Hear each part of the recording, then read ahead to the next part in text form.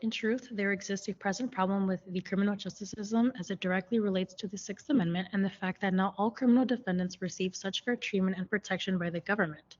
In turn, individuals are being wrongfully convicted, underrepresented, and mistreated.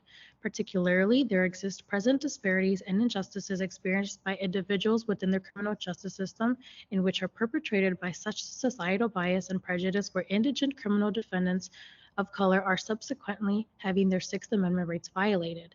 That is, with the discriminatory nature of the Sixth Amendment, indigent criminal defendants of color are particularly being wrongfully convicted, underrepresented, and mistreated by not only the criminal justice system, but also by the same government in which is supposed to uphold the Sixth Amendment and make sure it applies to everyone equally in the first place. With that, there is, of course, such questions that are bound to exist regarding the Sixth Amendment, and given the importance of people being given correct information, I will be answering a few important questions about the Sixth Amendment.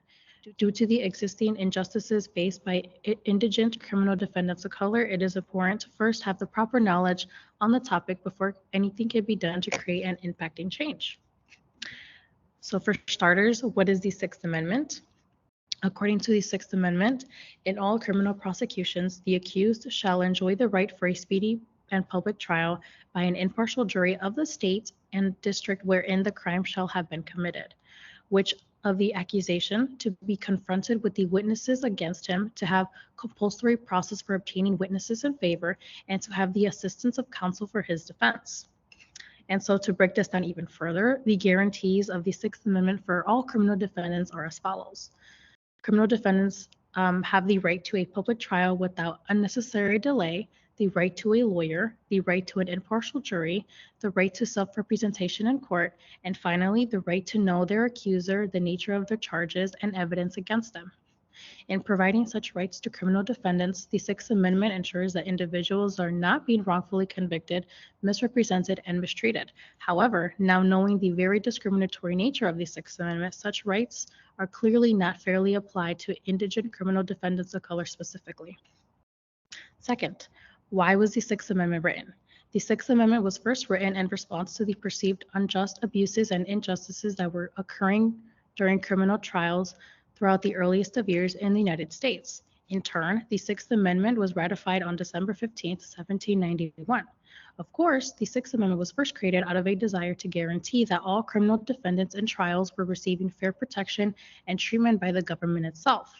During the earliest of years of the United States, particularly during the colonial times, numerous criminal defendants were not given the basic rights that are currently stated in the Sixth Amendment today.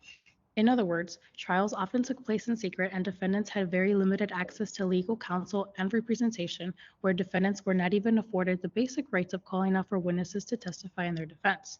Juries were also either fair or impartial, as juries often consisted of 12 ordinary men who oftentimes knew the victims or the defendants.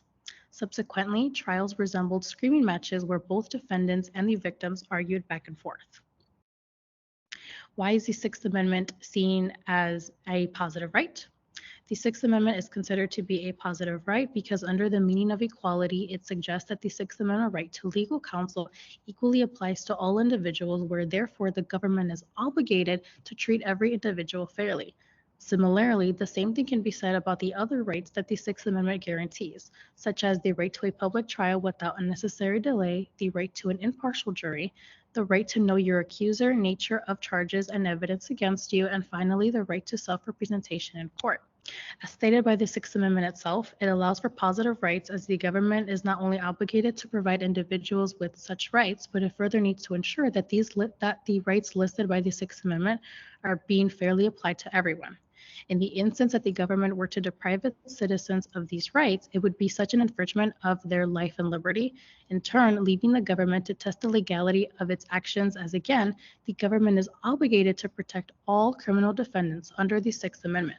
Ultimately, the Sixth Amendment is crucial because with it being deemed a positive right, it overall guarantees such rights to individuals who are accused of a crime, where in turn, it grants such protections for criminal defendants who are brought before the law in order to ensure that the criminal justice system is fair and just. Finally, how does the criminal justice system assess potential speedy trial violations? The first right that the Sixth Amendment grants is that of the speedy trial. The right to a speedy trial also helps ensure that the evidence presented remains preserved and all witnesses are able to testify on behalf of both parties. In order to ensure that the Sixth Amendment indeed provides the accused in a criminal prosecution the right to a speedy trial, though a four-part test is established in order to assess whether such delays result in a violation of their Sixth Amendment right under the United States Constitution. First, a balance of the length of delay is kept in order to record the duration of one's entire legal process. Second, a reason for such delays in the legal process is recorded. Third, whether the accused demanded for a speedy trial is recorded.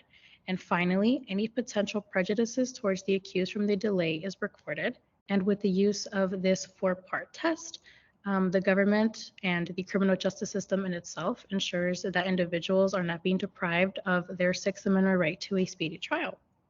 Now, having answered these few important questions regarding the Sixth Amendment, we can now use this knowledge to better understand just how exactly the Sixth Amendment disproportionately impacts indigent criminal defendants of color. In order to create impacting change, though, we first need to have correct information on the topic, and it is only in doing so that we will start seeing everyone being treated equally.